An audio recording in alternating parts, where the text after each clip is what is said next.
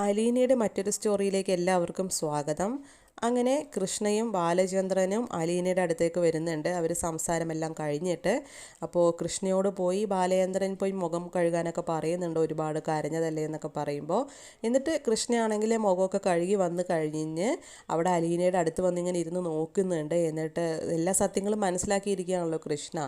അപ്പോൾ അലീനയെ നോക്കി ഇങ്ങനെ കുറേ നേരം ഇരുന്ന് നോക്കിയതിന് ശേഷം പഴയ കാര്യങ്ങളും അലീന വന്നപ്പോൾ തൊട്ട് കൃഷ്ണയെ കെയർ ചെയ്ത കാര്യങ്ങളും പണ്ടത്തെ കാര്യങ്ങളും എല്ലാം ഇങ്ങനെ ആലോചിക്കുന്നുണ്ട്. എന്നിട്ട് പിന്നെ അവസാനം ആലോചിച്ച് പൊട്ടിക്കരയാണ് കേട്ടോ കൃഷ്ണമോള്. അപ്പോൾ ബാലേന്ദ്രൻ അവിടുന്ന് ആക്ഷനൊക്കെ കാണിക്കുന്നുണ്ട്. അയ്യോ കരയല്ലേ എന്നുള്ള രീതിക്ക് മോൾ എണീക്കും, അലീന എണീക്കും എന്നുള്ള രീതിക്ക് ആക്ഷനും കാര്യങ്ങളൊക്കെ കാണിച്ചു കൊടുക്കുന്നുണ്ട്. എന്നിട്ട് പിന്നെ അവസാനം കൃഷ്ണമോളോട് ബാലേന്ദ്രൻ അടുത്തേക്ക് വരാൻ പറയുന്നു. എന്നിട്ട് കിടന്നുറങ്ങാനായിട്ട് പറയുകയാണ്. അപ്പോൾ കൃഷ്ണമോളാണെങ്കിലും അലീനയെ ഒന്ന് കൈ കൊണ്ട് ഇതിനെയൊക്കെ കെട്ടിപ്പിടിച്ച് കുറച്ചു നേരം കിടക്കുന്നുണ്ട്. എന്നിട്ട് പിന്നെ ഉറങ്ങുകയാണ് കേട്ടോ കൃഷ്ണമോള്. പിന്നീട് കാണിക്കുന്നത് മനുവിൻ്റെ ഫോൺ റിങ് ചെയ്യുന്നതാണ്. അത് ആരുമല്ല, ബാലേന്ദ്രനായിരിക്കും. അപ്പോൾ ഫോൺ എടുത്ത ഉടനെ അങ്കിളെ ഇത് എവിടെയായിരുന്നു ഇങ്ങനെ വെപ്രാളപ്പെട്ട് ചോദിക്കുന്നുണ്ട് മനു. അപ്പോൾ എവിടെയാണെന്നൊക്കെ പിന്നെ പറയാ എന്നൊക്കെ പറയുകയാണേ. അപ്പോൾ മനു ചോദിക്കുന്നുണ്ട് കൃഷ്ണമോള് കൂടെ ഉണ്ടോ എന്നാണ് ആദ്യം ചോദിക്കുന്നത്. ഉടനെ തന്നെ അലീനയും കൂടെ ഉണ്ടോ എന്ന് ചോദിക്കും കേട്ടോ.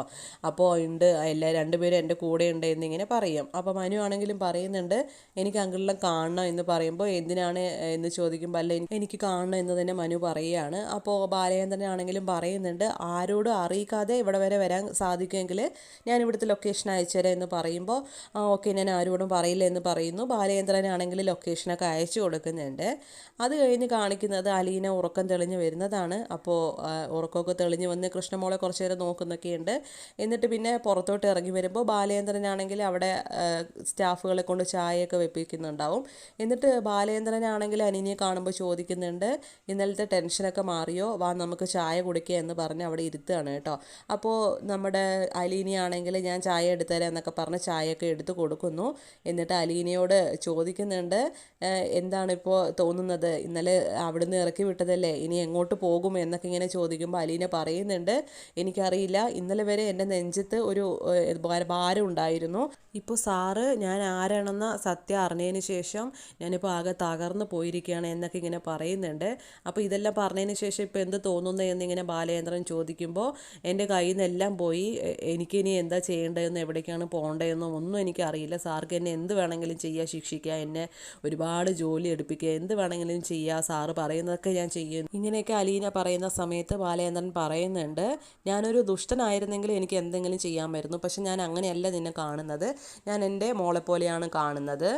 എൻ്റെ മക്കൾക്ക് എൻ്റെ വീട്ടിലുള്ള എല്ലാ അവകാശവും നിനക്കും ഉണ്ടായിരിക്കുക എന്നൊക്കെ പറയുന്നു. അലീനയാണെങ്കിലും അതൊന്നും വേണമെന്നുള്ള രീതിക്കൊന്നും പറയുന്നില്ല കേട്ടോ, അവകാശങ്ങളും കാര്യങ്ങളൊന്നും. സാറിൻ്റെ കാരുണ്യത്തിലാണ് ഇനി എൻ്റെ ജീവിതം എന്നൊക്കെ ഇങ്ങനെ സംസാരിക്കുന്നുണ്ട്. അങ്ങനെ അവരൊക്കെ ആ ഒരു സംസാരം കഴിഞ്ഞതിന് ശേഷം കൃഷ്ണ ഉണരുന്നതാണ് കാണിക്കുന്നത്. അപ്പോൾ കൃഷ്ണ ഉണർന്ന് നോക്കുമ്പോൾ ബാലചന്ദ്രനും അതുപോലെ തന്നെ അലീന അവിടെ നിന്ന് സംസാരിക്കുന്നതൊക്കെ കാണുന്നുണ്ട് കേട്ടോ, ദൂരെ നിന്ന് കർട്ടൻ്റെ മറവിൽ നിന്ന്.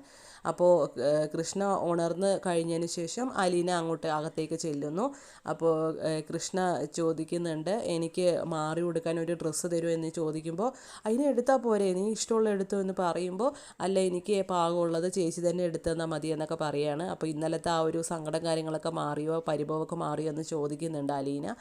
ഇപ്പം എല്ലാം എനിക്ക് മാറി എന്ന് പറയുകയാണ്. എന്നിട്ട് പിന്നെ ഡ്രസ്സൊക്കെ എടുത്തു കൊടുക്കുന്നുണ്ട്.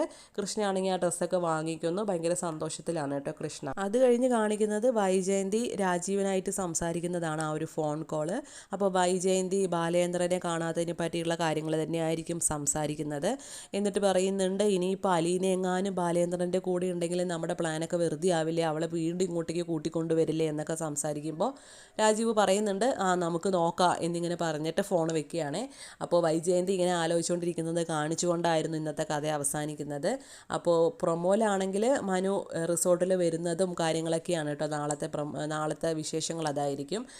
അവിടെ വരുന്നുണ്ട്. അപ്പോൾ സന്തോഷത്തിൽ ഓടി വരുന്നുണ്ട്. അപ്പോൾ മനുവിൻ്റെ അടുത്ത് അലീനയാണെങ്കിലും പറയുന്നുണ്ട് എന്നെ അവിടെ നിന്ന് ഇറക്കി വിട്ടപ്പോൾ തന്നെ മനുവേട്ടൻ എന്നെ കാണാൻ വരുമെന്ന് എൻ്റെ മനസ്സ് പറഞ്ഞിരുന്നു എന്നുള്ള കാര്യങ്ങളൊക്കെ പറയുന്നു. ഇന്നത്തെ എപ്പിസോഡ് വളരെയധികം നല്ല കാമാൻ്റെ ആയിട്ടായിരുന്നു കേട്ടോ, നല്ല അടിപൊളിയായിട്ട് കാണാൻ സാധിച്ചു. അവിടുത്തെ ഒരു അറ്റ്മോസ്ഫിയർ ആണെങ്കിലും ആ ഒരു റിസോർട്ടാണെങ്കിലും നമുക്ക് മനസ്സിന് തന്നെ ഒരു കുളിർമ ഉണ്ടാക്കുന്ന ഒരു ഇതായിട്ടാണ് തോന്നിയത്. അപ്പോൾ നിങ്ങളുടെ അഭിപ്രായം ഒന്ന് കമൻറ്റ് ചെയ്യണേ.